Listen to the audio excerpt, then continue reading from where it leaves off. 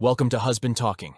Explore riveting tales of infidelity with us. Please subscribe and like to stay updated. Let's begin. The radio was blaring an old rock song I had heard more times than I could count that night. Frustrated, I switched to some late-night talk show discussing conspiracy theories about UFOs and Bigfoot. That song hit too close to home. It was impossible to listen to without thinking of her. I didn't just leave her behind, I ran away. Let me take it back to the beginning. I'm Alex Wilson. I've been married to Sarah, formerly Sarah Green, for the past 5 years. We were high school sweethearts, convinced we were meant to be together forever. Right after graduation, we tied the knot. Looking back, it was probably a mistake. Love blinded us, and I thought we could make it work. Turns out I couldn't have been more wrong. Money wasn't an issue. I'm a carpenter by trade. Been doing it since I was a kid. My dad was a carpenter and he taught me everything I needed to know. I've been working with wood since I was big enough to handle tools safely. I always wanted to join my dad on job sites when I was younger, but union rules and insurance regulations prevented it. But my dad did fabrication at home on the side and he was always giving me stuff to do. It was a great learning experience for me and I enjoyed doing it. I went to school for carpentry after I graduated from high school but got bored with the classes since I already knew all this. So I tested out, blowing all the instructors away. I got my certificate and went straight to work because I already had lots of experience and could do fabrication and fitting in addition to carpentry. I got paid good money, especially when I had to travel for big jobs out of state. I even did underwater construction and made a ton of money doing that. I made enough to put Sarah through college, and now she's a paralegal working for some hotshot law firm downtown. So why am I running, and why am I now on the freeway in the middle of the night? The answer to that is the two-legged creature I married and her evil friend. Oh yeah, Sarah was all sweetness and light when we were younger, but things have a way of changing, and they did. Don't get me wrong, I loved the woman and I was more than happy to pay for her college. Her parents were convinced I would have to go into debt up to my neck to make it happen. They underestimated me, though big time. They were just as proud of me as they were of her the day she graduated. Better yet, she graduated without having a dime of student debt to pay back. Thanks to me. But things went downhill after she started working for the law firm of Baker Green. The first couple months were okay, but as time went on, they got worse. To start with, some of her female colleagues were, for lack of a better phrase, a bad influence on her. Sarah began going out with them for girls' night out once a week, usually on Monday nights. I didn't mind at first since she was normally home early enough for us to enjoy the evening together, and I was frequently away on a job site busting my butt. But as time went on, she started going out Monday and Sunday nights. What pissed me off was that Sundays used to be our date night. When I reminded Sarah, her response was, "We can always go out on Sundays. I deserve this time with my friends." Then she started staying out later and later. It got to the point that she was out until early Sunday morning. If I tried calling her number to see if she was all right, the call always went to voicemail. I finally had had enough and sat her down to talk about it. "We need to talk," I said one Sunday morning over coffee. "About what?" she asked. "These Sunday night parties of yours," I said. "Sunday used to be our date nights, but lately you've been out until nearly 4 a.m. Sunday mornings. What the hell's going on? I hardly ever see you anymore. The girls from the office and I like to go out and unwind with a few drinks," she said. "And sometimes we dance, that's all. I know those clubs are usually closed by 1 a.m. at the latest," I told her. "But you've been out a lot later than that. What's going on? Are you seeing someone else?" "Of course not," she said with a heavy sigh. "If you really must know, we sometimes go get a bite to eat afterward." "Yeah. But until 4 a.m.? I asked. "Sometimes," Sarah said. "Well, this needs to stop," I told her. "You have to make a decision. You're either my wife or their friend. They already see you more than I do. I didn't mind one night with the girls, but I feel like you're taking advantage of me." "I'm sorry," she said. "If you want, I'll stop going out with the girls on Sundays." "I think that would be a good idea," I said. "That way we can maybe spend some time together." She nodded her head in agreement and went to take a shower. I took the opportunity to grab her phone out of her purse and installed a phone finder app so I could keep track of where she was. Part of me hated doing it, but I felt as though I needed to, just for my own peace of mind. Things were okay for a few weeks, but Sarah went right back into her old habits, and soon she was right back to going out on Monday and Sunday nights. I had to find out what the hell was going on, so I fired up the phone finder app and figured out where she was. After I got off work that Sunday, I cleaned up a bit, then headed to the club where she and her friends were. It wasn't really much of a club, more like a bar with a DJ and a dance floor. I walked in and spotted her right off, sitting with a group of about 4 women and 3 men. I noticed that Sarah was pretty chummy with one guy sitting next to her too chummy, if you know what I mean. I also noticed she was wearing something much sexier than she had put on that morning. They were completely oblivious to my presence until I was right at their table. Everyone but Sarah looked up at me, and the guy next to her spoke up. "What do you want?" he asked, putting on an attitude as if he was going to kick my butt. "I just got off work and thought I would get a beer," I said, causing Sarah to look up at me, surprised. So here I walk into this bar, and look what I find. "Aren't you going to introduce me to your friends?" Sarah looked around nervously. She was obviously embarrassed. "Everybody," she said, "this is Tom. He's my husband," she added as an afterthought. "Tom, this is everybody." "Well, hello everybody," I said sarcastically. I saw that she wasn't wearing her wedding or engagement rings. "Did you happen to forget something?" She saw that I was looking at her left hand. "I took my rings off so I wouldn't lose them," she said. I thought to myself, but I decided not to push it. "I see," I said. The guy next to her stood up and puffed out his chest. He offered a hand, so I took it. "James," he said. "James Collins. Sarah and I work together a lot," he added with a smirk. The others chuckled a bit except for Sarah. He squeezed my hand in a vain attempt to intimidate me and establish himself as the alpha male. He wasn't able to, so I returned the squeeze and did my best to crush his soft, effeminate hand in mine. I could see he was in pain, so I let up. "I was just going to ask your wife to dance if that's all right," he said, rubbing his hand.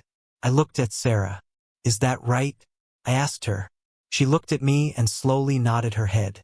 I thought this might be a chance to get some insight into what was really going on, so I nodded my head and gave him permission. "Yeah," I said. "Just watch your hands and know that's my wife, and I will be watching you." He nodded his head as Sarah scooted out of her seat. After she was up, I sat in the seat formerly occupied by James and ordered a beer. Most of the others had already left for parts unknown. "You don't own her, you know," the girl next to me said as I waited for my beer. "And you are?" I asked. "Tina," she said. "Tina Thompson.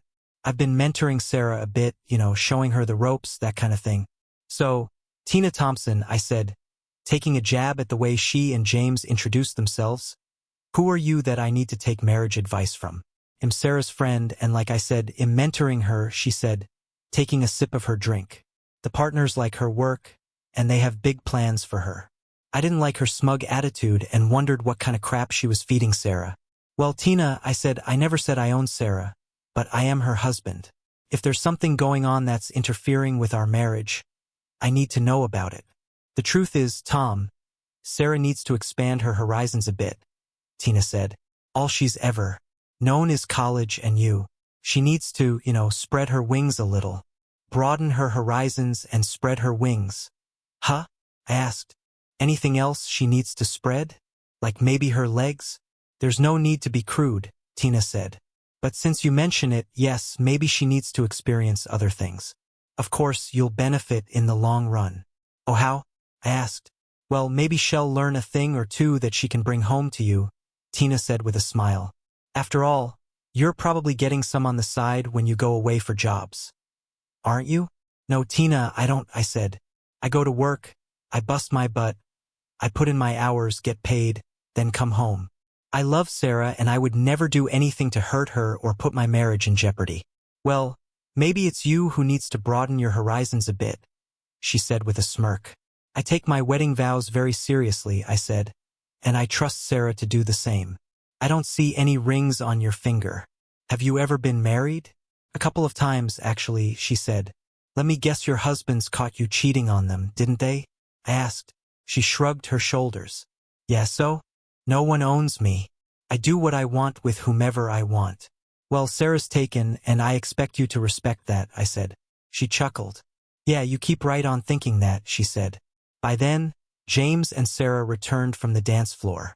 I stood up to let Sarah sit between me and Tina. I sat down, keeping James from sitting next to her. He didn't look too happy, but I didn't really give a damn. So, Sarah tells me you're a carpenter. What do carpenters make these days? 20 an hour? Actually, I make over 40 an hour, more if I have to work underwater. Didn't Sarah tell you I paid her way through college? You're paying her student loan then? He asked. No, she has no student loan because I paid her way. I also bought that new Chevrolet for her. Damn, I didn't know carpenters made that much. I'm in the wrong racket. I bet you get lots of women on the side when you go out of town. Huh? He asked, poking me with his elbow.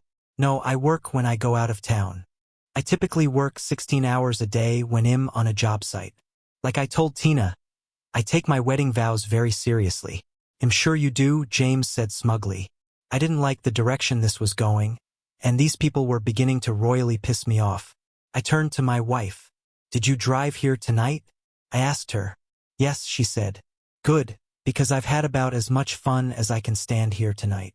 I'm going home. I expect to see you close behind me. I started to get up and accidentally knocked my nearly full, ice-cold beer into James' lap, coating the crotch of his khaki trousers. Oops, sorry about that. Guess you'd better get home and change your britches.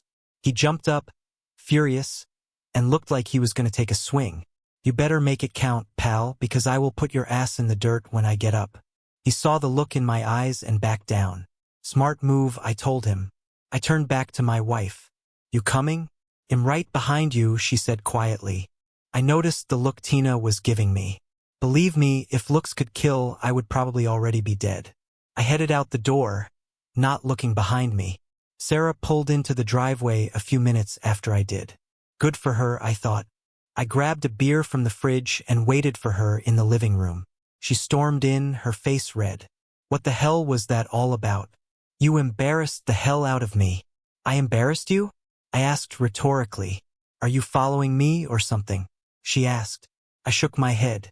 No, I was actually just looking to grab a beer, and I was surprised to see you there with your friends from work, I said, realizing that I had just lied to her for the first time since I had known her. If anyone had any reason to be embarrassed, it was me. Imagine what went through my head when I saw my wife, the love of my life, and my best friend in the world, sitting there with some sex hound, acting like a giddy schoolgirl. Then imagine how I felt when I saw you had removed your wedding ring.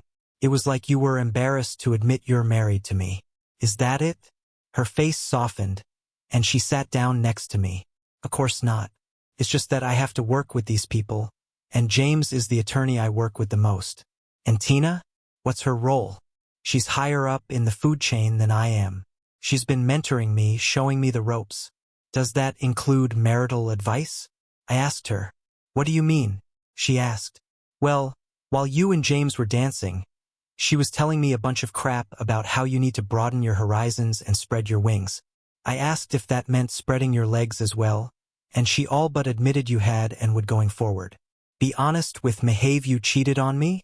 No, I haven't, she said, looking down. For some reason, she couldn't look me in the eye. Was she lying to me? I hope not, because you know that's the one thing I could never forgive, I told her. Well, Tina has said it's possible you're getting some while you're gone. Are you? No. We've known each other, since the 6th grade. Have you ever known me to be unfaithful to you? Ever? She shook her head. No, she said quietly. I have never cheated on you, and I never intend to. I love you too much to disrespect and hurt you like that. Besides, when I'm gone, I'm too busy working. I wasn't kidding when I told James the first often work 16 hours a day. I know. I've seen your pay stubs. There you go. What do you think put you through college? Bought you that new car out there? Kept you in nice clothes all that time? That's on top of paying our normal bills. You know I've been saving up to put a nice down payment on a house, so you can tell Tina to shove her crap up her ass and shut the hell up about things she knows nothing about. You didn't care for her much, did you? Sarah asked. No, not at all. I don't like the crap she's been feeding you. Same with James. I don't trust either one of them. You know she's been divorced twice for cheating? Sarah looked at me, shocked. How do you know that? She asked. She told me. Seemed awful proud of it, too. I get the feeling the two of them are up to something, and they intend to bring you down with them. You haven't done anything wrong. Have you? No, Tom, I haven't. It's just what? I asked her. I enjoy going out with them, she told me. Well, I enjoy going out with you as well. Think you could start spending some time with your husband? Of course, she said, wrapping her arms around my neck. I'm sorry. That's okay. You know, there's only 3 things I've ever wanted in life. What's that? She asked. First, to be married to you. The second, to be the best carpenter around. And the third, to have a family with you. She smiled as she snuggled closer to me. Well, you got the first 2. Want to work on the third? It was my turn to smile. Let's go, I said. We ran into the master bedroom and spent the rest of the night making love. Things seemed to settle down for another couple months. Sarah stayed home on Sundays, and I made a special effort to be more attentive and loving. I purposefully didn't mention Tina or James again since I trusted Sarah to do the right thing. Then it happened. I came home one Sunday night and found the house dark except for some lit candles on the dining room table. I could smell lasagna from the kitchen and figured Sarah had something special planned out. I went into the dining room and saw she had our best china set on the table. When I turned around, I saw Hermie's lovely wife wearing one of the shortest dresses I had ever seen. I loved looking at her legs, and she knew it, so she had chosen a dress that made sure I got a good view of her best features. The front of the dress was little more than 2 panels that barely covered her cup breasts. The dress was completely backless. She came to me and wrapped her arms around me, giving me a deep tongue kiss. Tonight was already looking good. Do you like what you see? She asked. I nodded my head. Oh yeah, I said, taking in her lovely form. I'm glad. Tonight's going to be very special. Why is that? I asked. It's a surprise. Go get cleaned up, then take a seat while I get dinner. I went into the master bedroom and cleaned up, changing out of my work clothes. By the time I had gotten washed up and back into the dining room, Sarah had the lasagna served up and had even poured us each a glass of wine. I loved Sarah's cooking, and I especially enjoyed her lasagna, which was always dripping with cheese and filled with meat and mushrooms. I don't know which is more tempting, you or the lasagna, I said when I sat down. She giggled as she sat down. Well, I hope you enjoy both tonight, she said with a smile. I dug into my lasagna, and it was delicious as always. I took a few sips of my wine, not wanting to get too buzzed for the sex I knew would be coming later. After I finished everything, I found myself feeling just a bit strange. I tried to stand up, but I was so dizzy I nearly fell down. I looked at Sarah, confused. What had she done? I asked myself. I tried to speak but found it very difficult. Wah, I began, but the next thing I knew, I was falling to the floor. When I finally came around, I found myself naked, secured to a chair in our bedroom. My arms were zip-tied to the arms of the chair, and my legs were similarly zip-tied. There was a contraption around my waist, and my tool was stuck inside a strange-looking tube. What the hell was this? I asked myself. I was royally pissed off and yelled out, Sarah, I shouted. What the hell is going on? A few moments later, Sarah walked into the bedroom, but she wasn't alone. Tina was with her. What kind of crap is this? I asked. Get me the hell out of this chair now. I'm sorry, sweetie, Tina said. It was best. Best for what? I demanded. So you can see your wife expand her horizons, Tina said calmly. And her legs. Was it your idea to drug me and tie me to this chair? I asked. Of course. Sarah told me you'd never go along willingly, so I gave her something to put you out for a while. This way you can watch your wife cuck you, and there won't be a thing you can do to stop it. I looked at Sarah, madder than I had ever been in my life. And you went along with this? You know what this means. I'm really sorry, but Tina said it was the only way. Trust me, please. This won't affect us at all. It's only sex. I still love you. Tina said that most married men fantasize about this kind of thing. Well, I don't and never have. And yes, it does affect us. I told you I wouldn't stand for any cheating. And what the hell is this thing you put on me? I asked her. It's called a chastity cage. It's designed to give me complete control over you and let you know who's in charge of our marriage. I swear to God, I have never fantasized about this. And I promise you that if you don't untie me from this chair and get this thing off me right now, we are finished. Please don't be that way. It's just one night. I'll let you loose when we're finished. I shook my head. You're not this stupid, Sarah. Cut me loose right now. Tina walked over to me with something in her hand. The next thing I knew, she had put some kind of a ball in my mouth that kept me from speaking. You need to be quiet and let your wife get screwed by a real man or two, Tina said. I shook my head to try to keep her from putting the gag in my mouth but wasn't successful. I tried everything I could to break out of the chair but wasn't able to. Tina stood up and walked to the door of the bedroom. James and another man from her office came into the room and looked at me, chuckling. Well, the cuck is ready for his initiation, James said. He is, but he's not being very cooperative. Really? This might help. He reared back and hit me across the face with his fist. Then he hit me again. I could taste blood in my mouth. I was seeing red by now. Don't hurt him, Sarah screamed. You promised me you wouldn't hurt him. I owe him for ruining my pants. Now he's going to watch as I screw his wife. With that, he reached up and tore Sarah's dress off. Get those panties off, he told her. I shook my head, but Sarah dropped her panties and handed them to James, who sniffed the crotch before tossing them at me. As I watched, Sarah got on her knees in front of James and began giving him a BJ while looking me in the eye. I was trembling with rage. James and Tina laughed as they saw my discomfort. Your wife is good at this, James said. Soon, James erupted in Sarah's mouth, and as I watched, she looked into Tina's camera and smiled. Something about the way she did that indicated it wasn't the first time she had done it with him. Sarah wasn't finished, however, and began giving the other man a BJ. I thought I was going to get sick watching her. You like watching your wife with other men, don't you?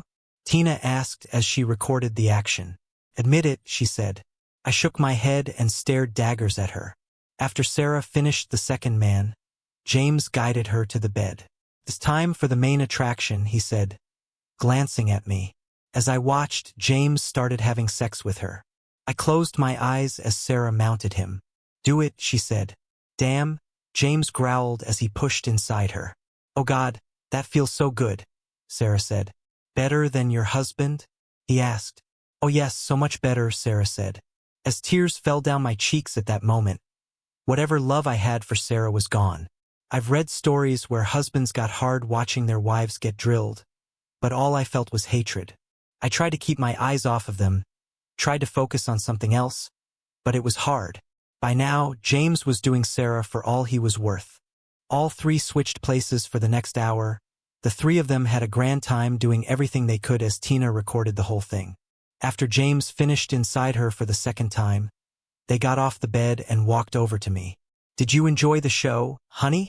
All of them laughed. That wasn't so bad, was it? Tina said. James and the other man pushed Tina and Sarah out of the way. Make sure you get this, James said to Tina. The next thing I knew, the two men peed on me, making sure to coat my face with their piss. I thought I was going to throw up. Sarah laughed as they pissed on me. When they finished, James leaned over to me. If you say or do anything, I swear it'll make your life a living hell, he said. From now on, your wife belongs to me. They'll come over whenever I want and do whatever I want. You got me? He stood up and motioned to the other man. Come on, let's go, he said. After they left, Tina came over to me. Don't even think of causing any problems. James wasn't kidding. This was child's play compared to what we could do to you, understand? She stood up and looked at Sarah. Wait till I'm gone, then let him loose. If he gives you any crap, call me. Sarah nodded her head in understanding. After Tina left, Sarah took the gag out of my mouth and cut the ties holding me to the chair. Then she grabbed a key off a nightstand and took the cage off of me. She started to say something, but I cut her off. I put my clothes on and went to the phone. What are you doing? She asked as I dialed 911. I may be a carpenter, but I'm not stupid. I knew that what she and her cohorts did was highly illegal, and I intended to see them in jail that very night. Sarah freaked out as she realized I had just called the cops and reported a sexual assault with illegal detention. I grabbed Sarah's phone to keep her from calling Tina. I also took her keys out of her purse to keep her from driving off. She tried to take her phone and keys out of my hands, but I was able to keep them from her and put them in my pants pocket. When I ended the call, I sat down and waited for the cops. I knew they would want to examine me and take samples of the body fluid for evidence. Please don't press charges.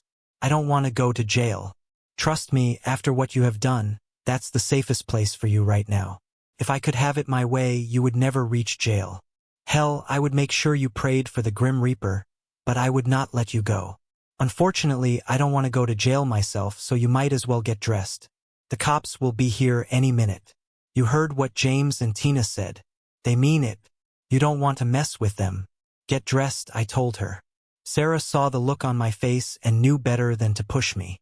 She quietly put her clothes on, and I felt her phone buzz in my pocket. I pulled it out and saw that Tina had sent a text. Everything okay? Tina's text read. Everything is fine, I wrote. He's not too happy, but hell, deal with it. I sent the message, hoping Tina would fall for the deception. I put the phone back in my pocket. By the time Sarah came into the front room, the cops had arrived.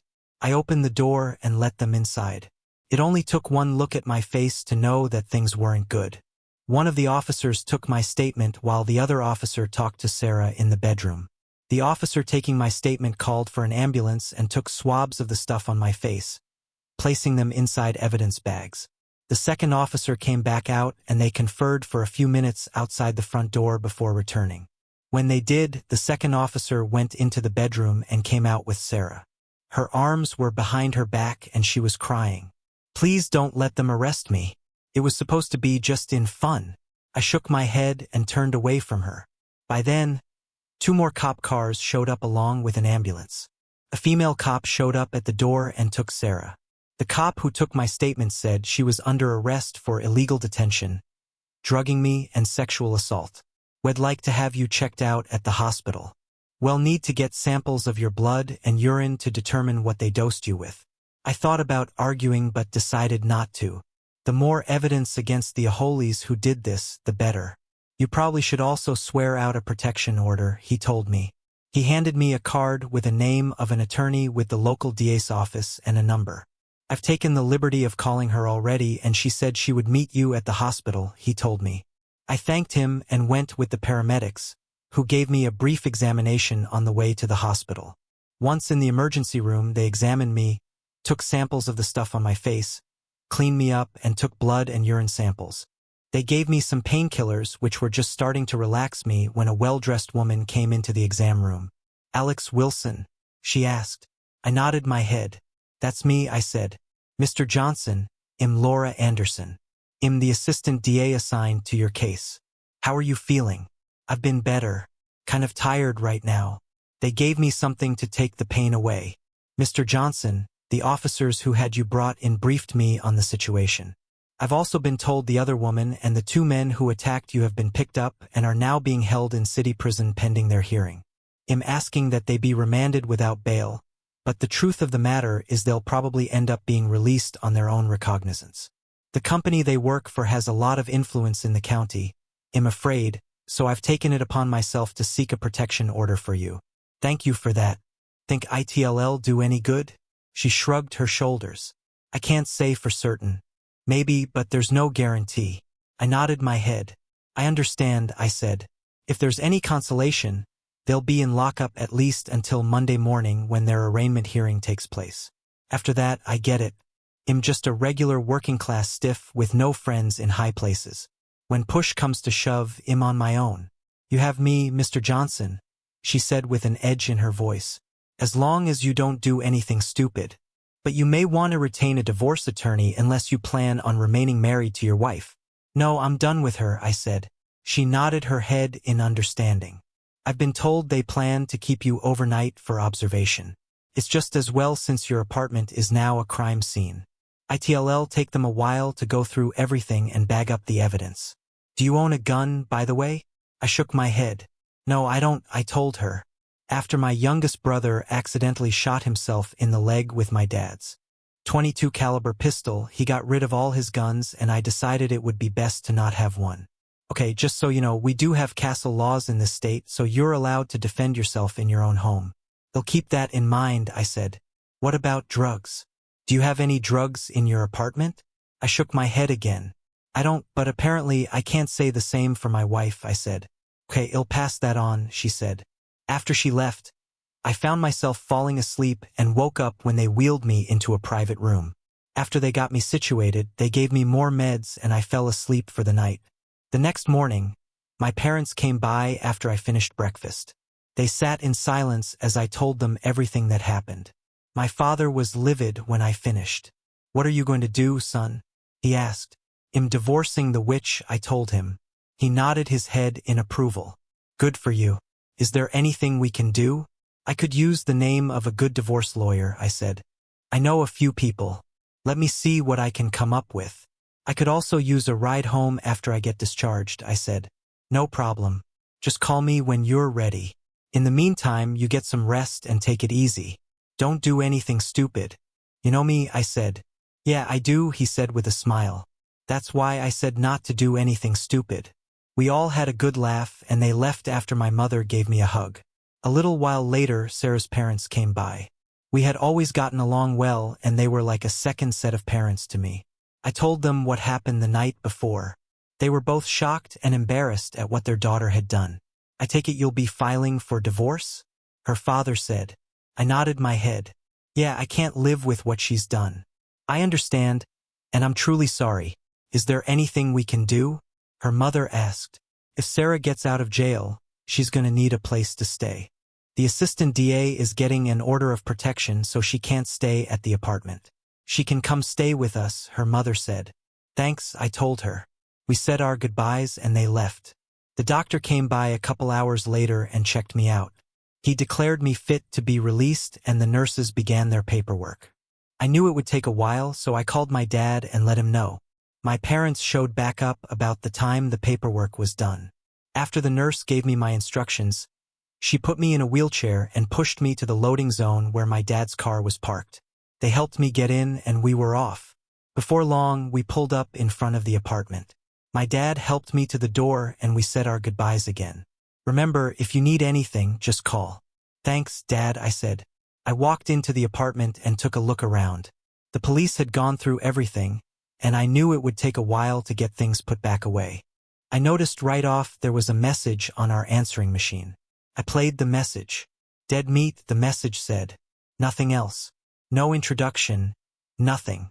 I looked and found the number was listed as private. Something about the message seemed familiar, so I listened to it a few more times. Then it dawned on me his wasn't someone speaking directly into the phone.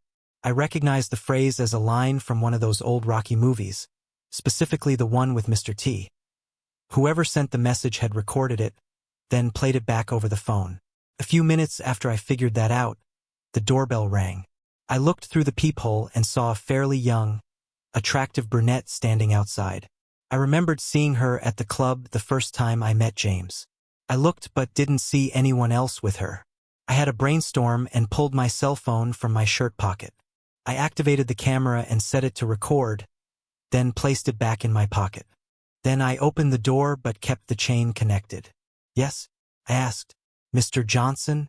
She asked quietly. That's me. And you are? Grace Wright. I work with your wife.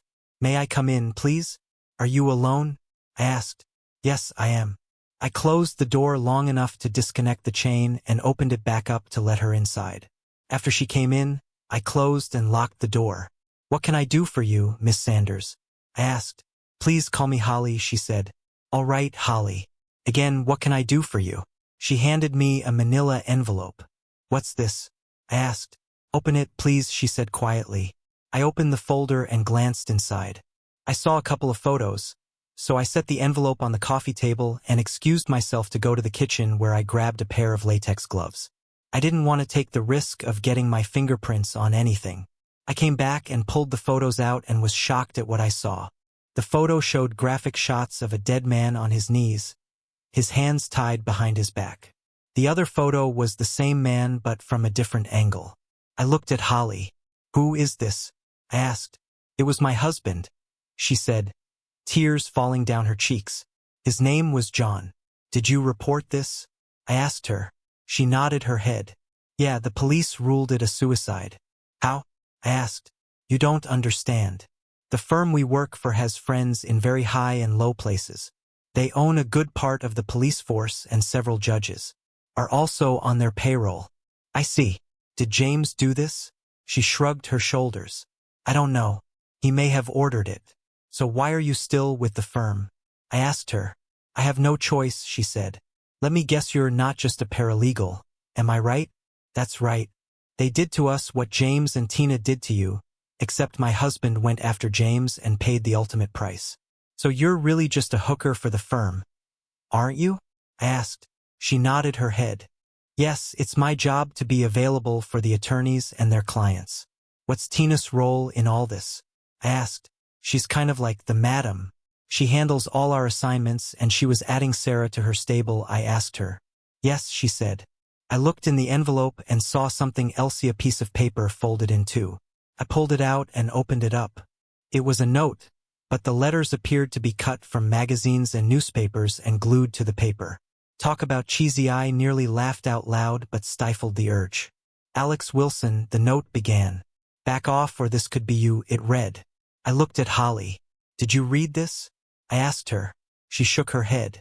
No, it was dropped off at my apartment this morning with a note to hand-deliver it to this address. Would you be willing to tell this to the district attorney? I asked. She shook her head. No, I would like to keep living if you don't mind.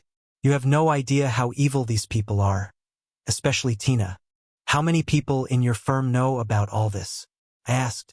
Pretty much everyone above the mid-level executive level, she said. I nodded my head. Figures. All right, Holly. Thank you for bringing this to me. I'm sorry about everything. You seem like a really great guy. Sarah's lucky to have you. Thanks for saying so, Holly. Have a good day, I added, opening the door for her. I watched as she left and made sure no one else was around. I closed and locked the door. This and the voicemail changed things dramatically. Oh, I still intended to divorce Sarah. But these threats brought everything to a whole new level. And trust me, after I am done with James and Tina, Sarah would be praying for the Grim Reaper to take her. I ended the video and called Susan. Fortunately, she had written her personal cell number on the back of her card. This is Laura Anderson, she said when she answered. I told her about the voicemail and the envelope that had just been delivered. This changes everything. All right, I want you to bring that to me right now. She gave me her address, then ended the call. I decided at that point I needed to get the hell out of Dodge for a bit. I packed enough stuff to hold me over for a few days, then tossed it in the back seat of my Ram 1500. I had another brainstorm and grabbed the chastity cage Sarah had used on me the previous night. That too went into the truck. I had an idea, and I wanted to explore it a bit. After putting some of my basic carpentry tools in my truck, I called my boss to let him know what was going on and asked for some time off, which he quickly gave me. The job's done, and you have a ton of vacation time coming anyway, so take whatever time you need and get this squared away, he said. Thanks, boss. I double-checked everything, locked the door, and headed out. I made it to Susan's condo in less than 30 minutes. She was shocked when she saw the photos and the note. I also have a video of the discussion I had with the woman who brought this. It's pretty eye-opening. Let me see it. I pulled out my phone and played the video for her. Oh my God. She gasped when the video ended. This explains a lot. Can you let me have a copy of that? I gave her the phone to let her do what needed to be done. When she finished, she handed the phone back. Then I realized I still had Sarah's phone in my pocket. I pulled it out and handed it to her. What's this? Susan asked. This is Sarah's phone. I put it in my pocket the night James assaulted me. I forgot all about it till now. Maybe you can find something there. They'll have our boys take a look, she said. She then sat back in her chair. On second thought, maybe I should get with the state or the feds on this. If what Holly said is true, I can't even trust our own police department. She looked up at me before continuing. What are you going to do? I'm getting out of town for a bit, I said. She nodded her head. What about protective custody? Maybe we should put you into a witness protection program, she said. Yeah, right, so James and his buddies will know exactly where I am. No thanks. All right, just let me know where you are. Okay? Okay, I said. I headed out, not knowing where I was going. All I knew was that I had to get away from this for a while. I stopped at a bank and pulled out as much cash as I possibly could and drove around some more, constantly keeping an eye out for any cars that might be following me around. All I could think of was those photos of that poor man who was killed because he didn't want to be cucked by James and Tina. I knew that if I wasn't careful, that would be me. It was later at night when it finally came to me. I pulled into a rest stop and made a call. I hoped it wasn't too late, and fortunately it wasn't. "Yeah," said the gruff voice at the other end of the call. "Dave, it's me, Tom," I said. Dave was an old friend from way back. We had worked together on a number of jobs and got along quite well. "Tom, you old son of a gun. What the hell is going on?" "Man, I got a little problem and was wondering if I could come rack out with you for a few days." I said, "Sure, buddy, come on up. Just do me a favor and pick up a couple six-packs if you wouldn't mind." "No problem, buddy. See you in a few hours." "See you," he said before ending the call. Feeling better, I pulled onto the interstate and headed north. I spotted a convenience store on my way north, so I stopped and grabbed a couple six-packs of beer along with a styrofoam chest and some ice to keep it cold. I also warmed up my coffee and decided to grab a couple packs of smokes. I normally didn't smoke around the apartment, but I knew Dave smoked and thought he might appreciate the gesture. He was letting me rack out at his place for a while after all, so I thought I owed him that much at least. Mark Lewis was about 12 years older than me and had worked with my father. That's how we met. He stayed at our place several times when he was working in our area, and he was kind of like a big brother to me. I learned a lot from him working in my dad's shop. He had it rough growing up. His father worked in the shipyards and ended up dying from complications due to mesothelioma, thanks to the asbestos he was constantly exposed to. After his father died, his baby sister Lily stayed home to watch over their mother until she died a year or so ago from stomach cancer. I had known Bev for quite some time. She was a no-nonsense kind of girl, attractive in a girl-next-door sort of way. Of course, I never made a move on her, partly because of Dave's friendship with me and my dad, but mostly because I was already smitten with Sarah. Bev and I got along nicely, and we were more like siblings than anything else, ribbing each other over this or that. I hadn't seen her in a while and was curious to see what she was like nowadays. Like me, Dave married young but ended up divorced when he came home to find his wife with one of her co-workers. He never remarried but does go out now and again. Most of his time is spent looking after Lily, who now lives with him. Lily, of course, would say she's watching over him. I pulled up in front of Dave's two-story log house around 2:30 a.m., grabbed my stuff and the ice chest, and met Dave on the front porch. "I hope you got some beer in there for us," he said with a smile after taking the pack of smokes I offered him. He opened the door and helped me get the rest of my things inside. I carried the ice chest into the kitchen and saw a gorgeous blonde coming down the stairs wearing a long t-shirt and a short pair of pajama bottoms. "Who's the blonde bombshell?" I asked Dave. He laughed. "You know who I am, numbnuts," the blonde said. I did a double take and realized it was Lily. She looked nothing like the gangly teenage girl I remembered. Her legs were welted, her breasts had gotten a bit larger, and her hair reached almost to the middle of her back. "Lily?" I asked, confused. "Is that really you?" "You know it is," she said sarcastically. "Why are you here so damn early in the morning? Sarah catch you cheating on her and throw you out or something?" "No, not quite," I said with an edge in my voice. Bev's face softened as she took me in. "I'm sorry, Tom," she said, looking at my bruised face. "What happened? Are you all right?" "Not really. That's why I'm here." "Why don't you grab a beer and come explain it to us?" Dave said. I nodded my head, grabbed 3 beers, and headed into the front room. I handed one to Dave, then turned to Lily. "You sure you're old enough to drink?" I asked her sarcastically. She smiled as she held up a middle finger and grabbed a beer out of my hands. "Spill it. What's going on with you two?" "It's pretty embarrassing," I said. "So? We're adults and we're damned near family, so out with it." "Okay," I said before telling them the whole story about Sarah and James. I showed them the video I took of my brief meeting with Holly. They sat shocked into silence when I finished. "Damn," Dave said after he took a swig of his beer. "Do you think they know where you are now?" "I don't think so. I didn't see any cars follow me up here anyway." "Well, fortunately, we're on top of this hill, and we can see anyone heading up here. And I still have the guns I bought from your dad after James's accident." You still remember how to shoot, don't you? I nodded my head. Yeah, but I haven't touched a gun since that happened, I said. My younger brother Michael, or Jamesy as everyone called him, accidentally shot himself in the leg with my dad's .22 caliber pistol years ago. Jamesy only suffered a minor flesh wound and recovered just fine. But my dad felt so bad about it that he got rid of all his guns and never replaced them. That's all right.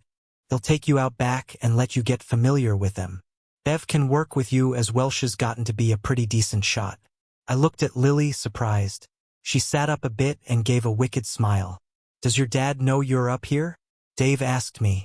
I shook my head. No, I haven't told anyone where I'm at. I need to let the assistant DA know, though. You have to remember, I didn't even think about coming up here until I had already left. Okay. They'll call your parents and let them know this morning after the sun comes up. Don't use your cell phone if you can help it. In fact, it might be a good idea to turn your phone off and remove the battery, just in case there's some kind of tracker on it. Good idea, I said, turning the phone off. I popped the back off and removed the battery. So, Sarah and her friends are going before the judge on Monday? Lily asked. Yes, the arraignment is on Monday. The DA is hoping the judge holds them without bail, but after what I heard from Holly, I'm not so sure that'll happen. Well, you're welcome to stay here as long as you need to. I have a job to get to a week from Monday, and I'll be gone for a week. But if you need to hang around, that's okay. How much time are you taking off? I was planning on 2 weeks. I'm hoping that this gets squared away by then. Like I said, you're welcome to rack out here, Dave said. Thanks, I appreciate that. If there's anything I can do to help, let me know. Dave looked at Lily, then smiled. I'm sure Bev can think of a thing or two, but you're a guest here, and your folks always treated us like royalty, so you can kick back and enjoy the country air as far as I'm concerned. Well, guys, this has been fun, but I have to get up and make breakfast in a few hours, Lily said. Standing up, I hope you like omelets and hash browns, 'cause that's what I'm fixing, she added, looking at me. Breakfast of champions sounds great to me. She waved and headed upstairs.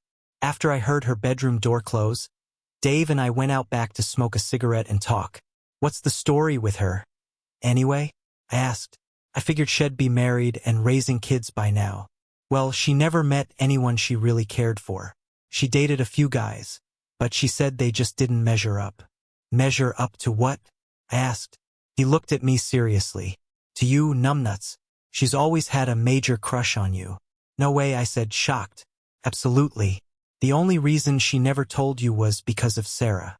She didn't want to be the reason you two split up. Are you serious? As a heart attack, he said. What makes you think she's still got a crush on me? I asked. I've heard her call your name out more than once at night. That's just a bit too much information, I said. Dave smiled and took a sip of his beer. Well, it is what it is. So when did Lily turn into a babe? She's always been a pretty girl. She just never flaunted it. Besides, you only had eyes for Sarah. Remember? Yeah, I do. Look, between you and me, I would be more than okay with you two getting together. Just do me a favor, will you? What's that? Don't break her heart. I love my sister, and I think you do too if you think about it. I just don't want to see her get her hopes up, then watch you and Sarah reconcile. That would destroy her. I shook my head. I'm done with Sarah. All right. Well, I better get my butt to bed. See you later this morning. He stood up, ground out his cigarette in the can he had set up, and headed upstairs. I finished my cigarette and went to bed. A few minutes later, I was asleep the minute my head hit the pillow. I woke up later when Lily opened the door and yelled at me to rise and shine. I wiped the sleep from my eyes and noticed it was 8:30. I went into the bathroom and did my morning routine, then took a quick shower, dressed, and headed downstairs. I looked at the ring on my finger as I got dressed and pulled it off, tossing it on the dresser. I saw Lily in the kitchen making breakfast when I got downstairs. She was wearing a short t-shirt and a pair of cut-off shorts. Her long hair was pulled back into a ponytail and her blonde bangs fell over her forehead. She was a vision of loveliness, and I wondered why I hadn't seen it before. That smells good, I said. She smiled. I'm glad you think so, cowboy. Coffee's already made if you want some. You still like butter pecan creamer? Sure do. You got some? Oh yeah, in the fridge. Help yourself. Just save some for Dave and me. I poured a cup of coffee and added some creamer. I loved Southern butter pecan thanks to my dad. Dave got hooked on it when my dad brought some onto a job site. Go ahead and have a seat, she told me with a smile. They'll have it done in just a minute. I took a seat at the table where Dave had already sat down, reading the Sunday paper. Morning, I said. He looked at me over the paper. Morning, he said in response. Anything interesting in the news? Yeah, a piece here in the paper about some fancy lawyer getting arrested for various charges. Take a look, he added, handing me the article. The article didn't mention any names, nor did it give much in the way of specifics. It was pretty much boilerplate news drivel that wouldn't mean anything to anyone who didn't know the whole story. I grunted and handed the paper back. By then, Bev had finished making breakfast and was bringing it to the table on a cart. This is delicious, I said as I took a big bite. Thank you, kind sir, Lily said with a smile. I'm glad you approve. We finished our breakfast, and Dave stood up after he cleaned his plate. I have to run into town and get some things. He'll be gone for at least a couple of hours. If you need to call the DA, you can use the house phone. Thanks, I said. Lily handed him a list of things she needed, and he stuffed it in his pocket. He grabbed his keys and headed out. I looked at Lily. You need some help clearing the dishes? I asked. I don't necessarily need it, but it would be appreciated. Thanks for asking. I got up and helped her clear the table. She tossed me a towel and began washing the dishes already in the sink. I see you're not wearing your ring. Are you actually going to divorce her? Yeah, I told her. I wouldn't stand for any cheating and I'm done. Good, she said with a slight smile. I'm glad to see you still have some balls. What's your story? How's things with you? She shrugged her shoulders. Okay, I guess. Anyone special in your life these days? I asked. There was once, but he was taken. Besides, I wouldn't have been able to pursue a relationship anyway, too busy taking care of my parents. That's what I heard. Yeah, well, it had to be done. After Dad died, Mom needed my help.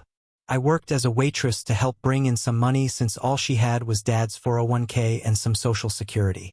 I worked until she was too sick to do anything, then stayed home and took care of her full-time. I'm sorry to hear that. Don't be. I don't regret staying home with her. I just hope when I'm at her age, someone will be around to help me out. So what happened? I asked. After Mom died, there wasn't much left. We had to sell the house and a lot of her stuff. Between what was left of Dad's pension and 401k, we managed to pay off all her final expenses.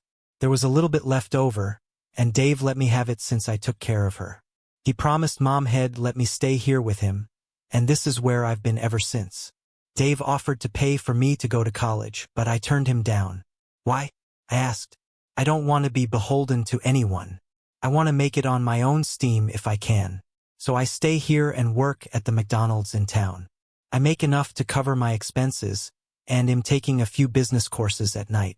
Good for you, I said. Yeah, well, Dave has this idea about starting his own fabrication business, and he mentioned having me do the accounting and stuff, she said. He's still talking about that? Yeah, he does a lot of one-off things for folks around here, custom barbecue grills, trailers, that sort of thing. He gets pretty good money doing it.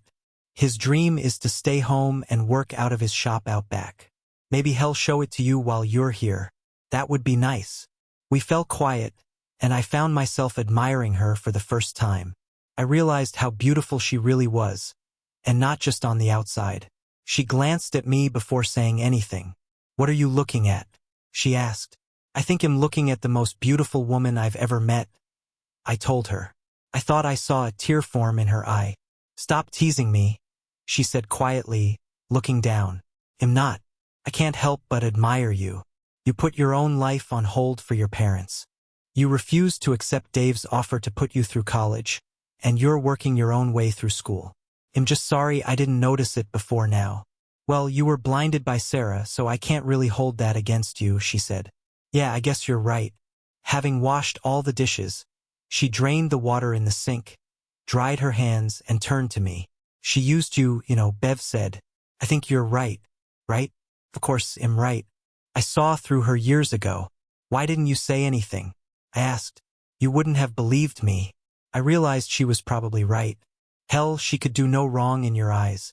She had you wrapped so tight around her little finger you would have done anything for her. All I wanted to do was keep her happy. And look where that got you. She got her degree, her new car, all kinds of baubles and trinkets and clothes, all on your dime. Then, when she didn't need you anymore, she traded you in for a new model. I'm glad she's in jail, 'cause if she were here right now, I would rip her a new aholi. I believe you would. I just want to know one thing, she said, her hands on her hips. What's that? I asked. Are you going to fall for her tears and take her back? She asked. I shook my head. No, I said. That ship has sailed. After Wednesday, that's not going to happen. Good, she said. And in case you have second thoughts, remember this. She pulled her t-shirt over her head and tossed it on the floor, revealing herself bare to me for the first time. She stripped, walked to me, and put her arms around me, giving me the deepest tongue kiss I had ever experienced. We made love. I love you, Alex Wilson. I've always loved you. Don't ever forget that. I'll be your woman for as long as you want me. I love you too, Lily. I want to stay like this for the rest of my life. That sounds nice, but I don't think my brother would appreciate that, she said jokingly. I laughed, then kissed her deeply. Then it hit me. I looked at her, concerned. I just realized I didn't use any protection. Don't worry about it. I'm on the pill. Besides, I wouldn't mind if you got me pregnant. I would love to have your children. I'm going to hold you to that. We'd better get cleaned up before Dave gets back. I have to put out the meat for tonight, so why don't you run up and take a quick shower? Okay, it'll be up in a bit. What's up with the meat? We like to barbecue on Sundays, weather permitting. You like venison, don't you? Yeah, I love venison, but it's been years since I had any. Good. I shot it myself with Dave's .50 caliber flintlock. Even dressed it in the field with my own 2 hands. You are quite the woman. The rugged outdoors type. I'm truly impressed. I had seen Dave's flintlock and knew it had to be at least 49 inches long. Did you load it yourself? I asked her. Of course. Patched round ball with 100 grains of double F powder. Even molded the bullet myself. Damn. Do you like fishing as well? She smiled. I love to go fishing. I even bait my own hooks and clean my own fish. Is there anything you haven't done? I asked sarcastically. I haven't rebuilt the transmission in Dave's truck yet. I did help him rebuild his engine, though. I am definitely in love, I told her, giving her a kiss. She kissed me back. Now hurry. Run upstairs and grab a quick shower. They'll be up in a bit. I headed up and jumped in the shower. A few minutes later, Lily joined me. Just wait till tonight when we go to bed. By the way, you're sleeping with me from now on. My bed's a lot bigger than the one in your room. Won't Dave get upset? I asked. Nope. Besides, we're both consenting adults. After our shower, we dressed and headed back downstairs. I need to call the DA and let her know where I'm at, I said. Dave pointed to a wireless phone set sitting in its cradle. Go ahead and use that phone. I picked up the phone and called, nearly forgetting that it was long distance. Susan picked up the phone after the second ring. Laura Anderson, she said. Susan, this is Alex Wilson. I just called to let you know where I'm at. Tom, thank God you called. I was starting to get worried. I see you're calling long distance. Where are you? I'm with an old friend of the family. I've turned off my cell phone just to be safe. Okay. It'll keep you in the loop as much as possible. I've already heard from the feds. Seems they're looking into the firm your wife works for. By the way, I took the liberty of talking to an old friend of mine who just happens to be the best damn divorce lawyer in the area. I hope you don't mind. No, I don't. Good. She's expecting to hear from you tomorrow. I told her a little bit about your situation. If anyone can deal with this, she can. Thanks. They'll do that. Susan gave me the information I needed and promised to let me know how things went at the arraignment before we ended the call. By then, Dave had returned, so I went out to help him carry in what he had bought. By the way, he said when we finished, I called your folks. They were pretty concerned about you. I told them you were staying with us for a while. Thanks. That night, we barbecued the meat and enjoyed a nice dinner outside on their deck. After dinner, we all pitched in and cleaned up. Dave and I grabbed a beer and headed out for a smoke as Lily finished up. Bev tells me you're going to be sleeping in her room, Dave said. Is this going to be a permanent thing? I felt a bit uncomfortable discussing this with him. She was his sister, after all. I think so. You think? Yeah, it is. I just have to get my divorce out of the way. Do you love her? He asked. Yeah, I do. Good. It's about time you got your head out of your ass, he added with a smile. Look, Bev's a big girl and can make her own decisions. She can definitely take care of herself. I just don't want to see her get hurt. That's all. I would never hurt her. I'm glad to hear that. Welcome to the family, he added, extending his hand. I took it and we heartily shook each other's hands. Just don't keep me up all night, okay? I laughed as I nodded my head. I'll do my best. That night, after Bev and I made love in her bed, I held her close to me and considered our possible future together. I felt more content right then than I had in a very long time. What you thinking about? She asked quietly. The future. Oh? She asked. Yeah. I mean, what do you want out of life? Where do you see yourself in, say, 5 or 10 years? I know it's popular for women nowadays to want to break through the glass ceiling and reach for the brass rings, she said. But I'm not like that. I'm not looking for a career or anything like that. All I want is a faithful husband who loves me as much as I love him and a family to care for. That's all. What about your classes? That's mostly for Dave's benefit. When he gets his business going, he's going to need help. What about you? What do you want out of life? I guess I'm a lot like you. All I really want is a faithful wife who loves me as much as I love her and a family of my own. I thought I had that with Sarah, but that didn't work out. What about your job? She asked. I love what I do for a living. Sometimes it takes me away for a couple of weeks at a time, though. Can you deal with that? She laughed. Please, my brother's a carpenter, same as you, remember? I know what to expect.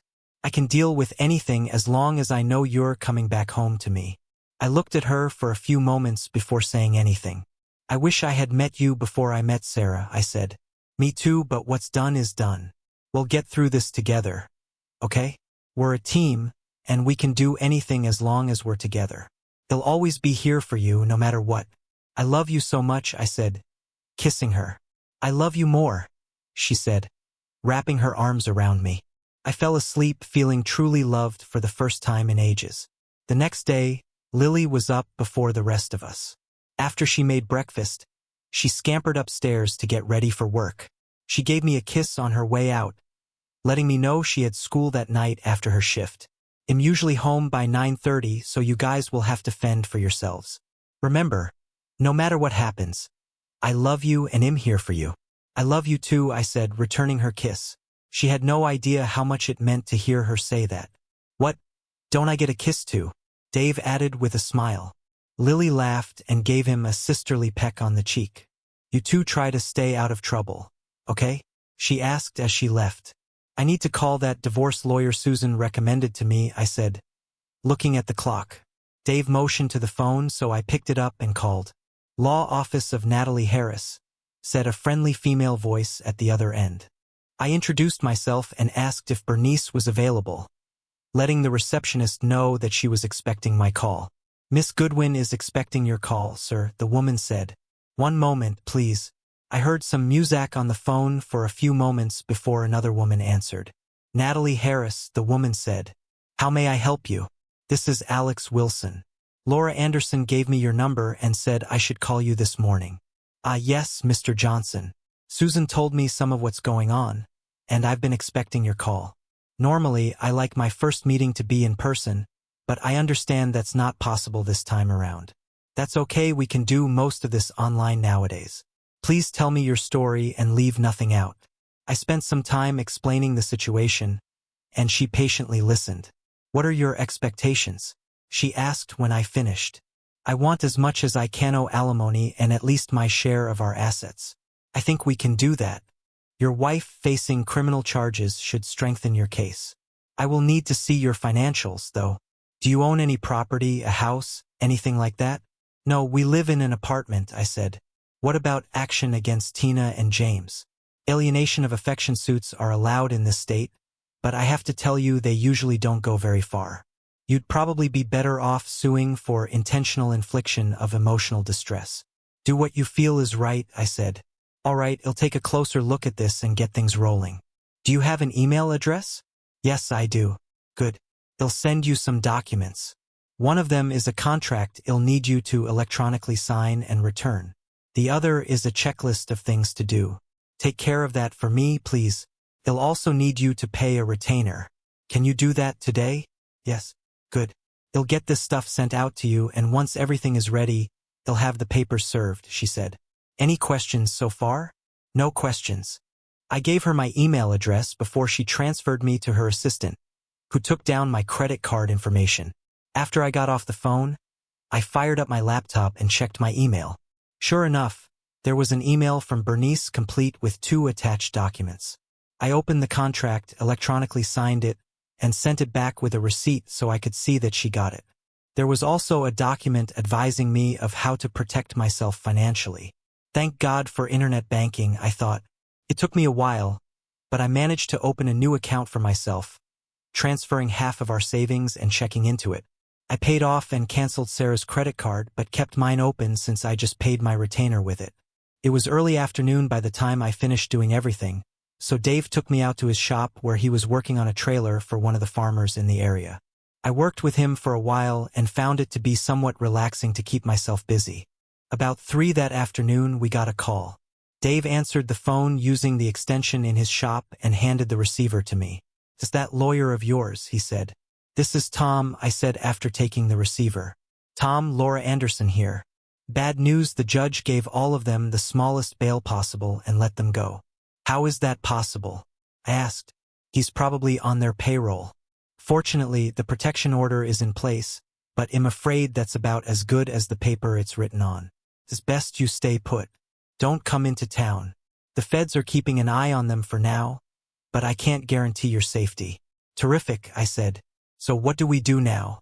"You stay where you are. They'll do everything I can from this end. Call me if you need anything. Okay?" "Yeah, okay," I said. We ended the call and I handed Dave the receiver back. "Bad news?" he asked. "Yeah, the judge let them go." "Crap. I better call your folks and let them know." "I think that's a good idea. I should probably be the one to tell them." Dave nodded his head and handed the receiver back to me. I dialed the number, and my father answered on the second ring. "Dad, it's me, Tom," I said. "How are you doing, son?" he asked. "I'm doing okay. I just wanted to let you know the judge let Sarah and her friends go free. You might want to be on the lookout. Something tells me they might pay you a visit to find out where I'm at." "Don't worry, son. We won't tell them anything. You still down at Ethan Collins' place?" The question surprised me since he already knew where I was at. Ethan Collins was a retired foreman my dad and I had worked for in the past. After he retired, he and his wife moved to a place about 2 hours south of town. Then it hit me Sarah and her friends were probably there right now looking for me. I decided to play along with the ruse. "Actually, I'm in a motel about 50 miles south of there," I told him. "Okay, just so long as you're okay. I'm fine. They'll be leaving here in the morning, though. I plan to head east. Just let me know where you are." "Okay." "Son?" he asked. "Yeah, sure. Can I talk to Mom?" She's busy in the bathroom right now," my dad said. I listened carefully and thought I heard noises in the background. "Okay. Tell her I'm okay and I love her." "I will, son," my dad said. I could hear the strain in his voice and prayed he would be safe. "Talk to you soon." "Okay? Will do, Dad. Love you." "I love you too, son," he said before the call ended. I looked at Dave and placed another call. "What's up, Tom?" Susan said when she answered her phone. "I think Sarah and her friends are at my parents' house," I told her. "Okay. They'll get a couple of federal agents and head over there right now. Stay put." We ended the call and I handed the phone back to Dave. "What's going on?" he asked. "I think Sarah and her buds are at my parents' house trying to find out where I'm at," I said. "Yeah, I heard what you told your father. You think they'll buy the ruse?" "I hope so, at least for a few hours anyway. I knew that we had maybe 6 to 8 hours at most if they went south to John's place. Maybe I would better head out and find someplace to hide until this blows over. No, we're in this together. You stay put.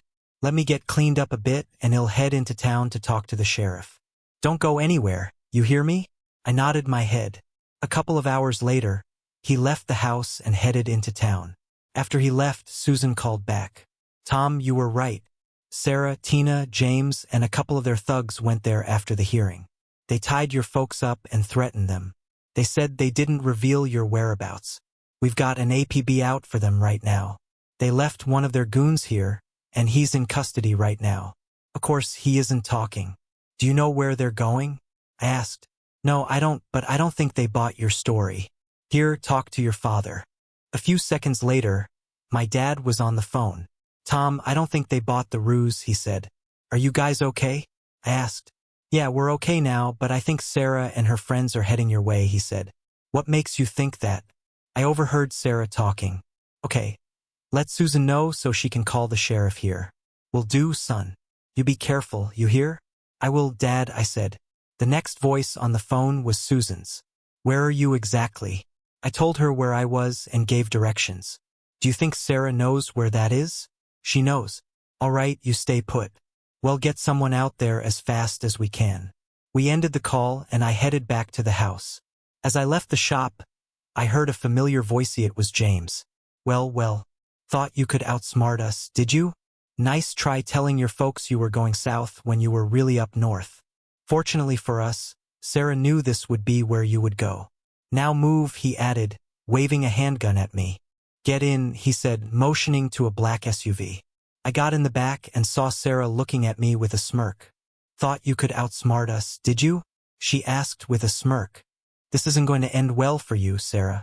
The cops will be here before long. No matter. It'll be too late for you.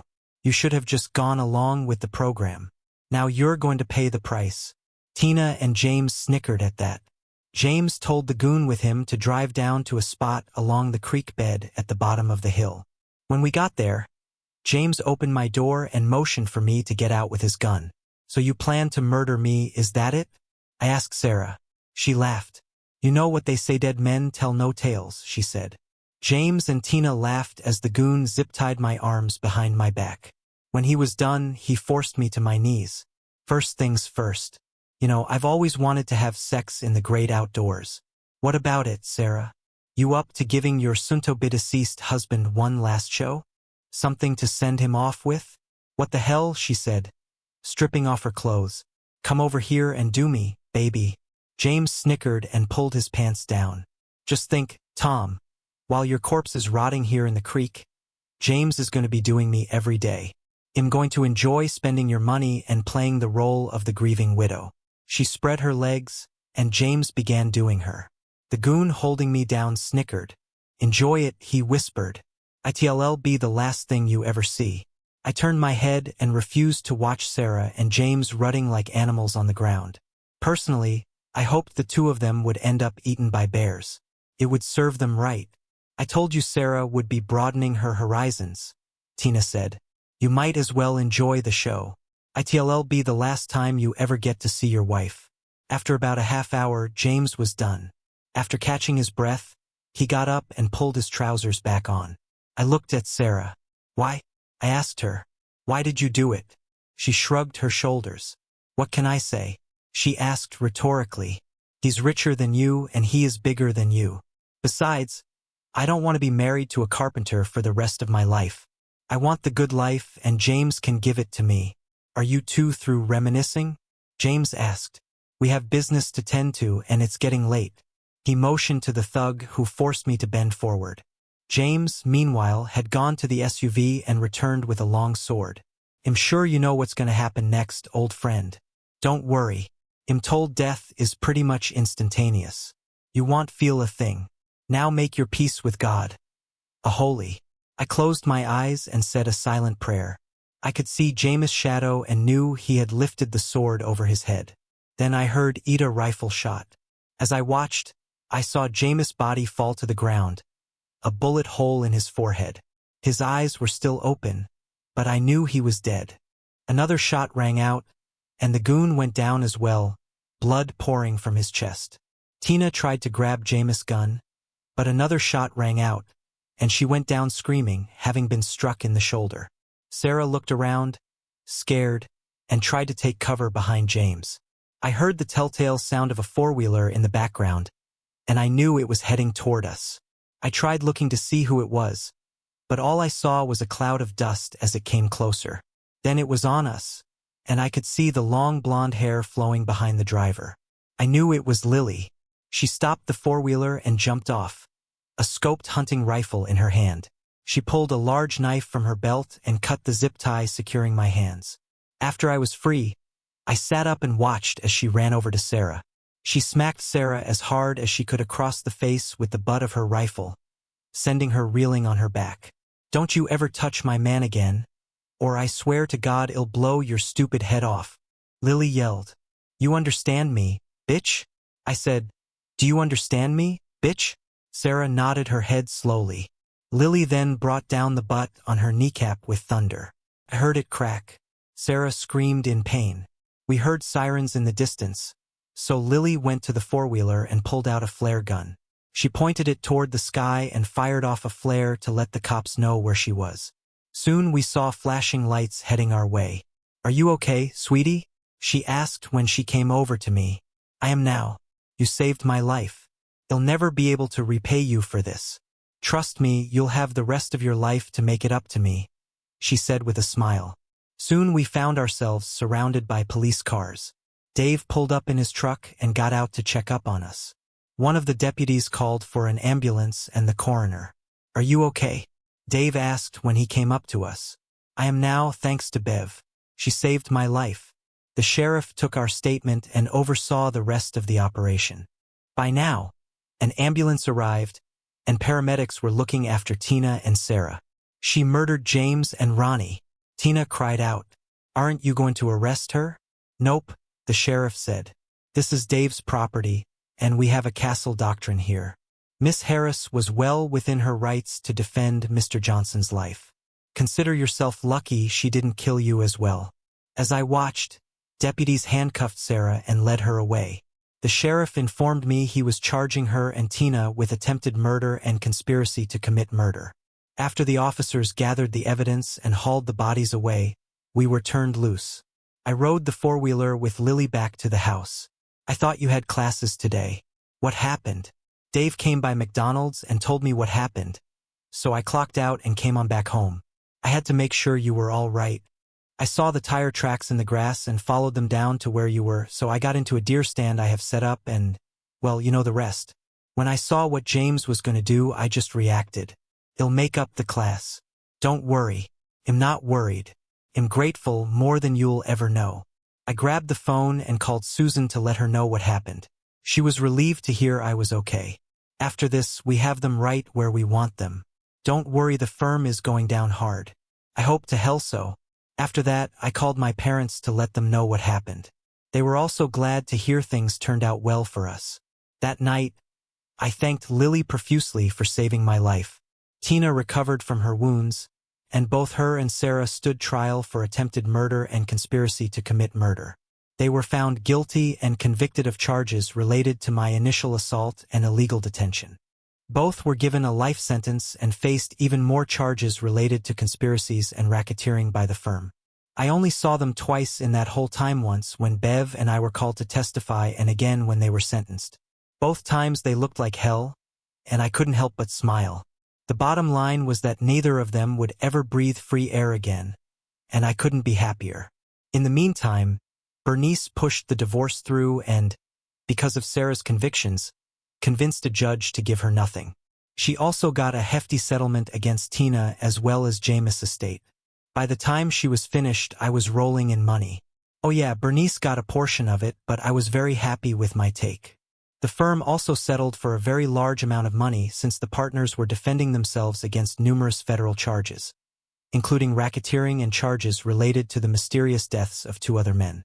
By the time it was all said and done, the firm was forced to close shop, and the partners found themselves behind bars for life. All that took place in a period of about 6 months. By the time it was over, I had more than enough for Lily and me to live on for years. I bought a nice ring for her and proposed to her properly on one knee. She squealed and smothered me with kisses. A month or so later, we were married and spent a week in Las Vegas. When we got back, we sat Dave down in the living room and made our proposal. His eyes went wide as we suggested the formation of DB Carpentry and Custom Fabrications. "Are you serious?" he asked us. "Hell yeah," I said. Lily pulled out her spreadsheet and showed him the business plan she made up. After he looked it over carefully, he sat back. I think this just might work. Oh, by the way, I almost forgot, he added, reaching into his pocket. He pulled out a set of keys and handed them to us. You know that lot over on the south side? Yeah, what about it? Did you see that new double-wide sitting on it? He asked. Yeah, we thought you sold that lot off. Nope. That's your wedding present from me and your parents, he added, looking at me. This brand spanking new and has all the latest goodies. The lot and the home are registered in your name. By the way, your dad and I have already moved your stuff into it from your apartment except for anything with Sarah's picture on it, of course. Wow, I don't know what to say. Of course, I could afford to build a custom home, but the double-wide was nice and just as sturdy as a stick-built home. I certainly wasn't going to look a gift horse in the mouth. I knew the place had to cost them well over $200,000. Say thanks, partner, he said, holding his hand out. I smiled and grabbed his hand. We ended up in a manly bear hug. Will you be okay with us down there? Lily asked. I would hate to see you alone. They'll be just fine, he said. Besides, you'll finally get a decent night's sleep. I'm getting tired of hearing you two moan all night long. We celebrated that night, and I called my parents to thank them for the present as well. Later that evening, Lily and I christened the master bedroom. Yes, I thought as we laid there in each other's arms, things were going to work out well. With money comes a lot of friends, and some of these friends have more friends who have some serious friends behind bars. Sarah and Tina were having a real bad time behind bars. They had to clean the toilets, I must add, with their toothbrushes, and they had to give favors to a lot of inmates who had special preferences. I guess Tina and Sarah will have a wider horizon soon. Wow, what a wild ride. Do you think Alex made the right choices? Let me know in the comments. Don't forget to like, share, and subscribe for more stories. See you next time.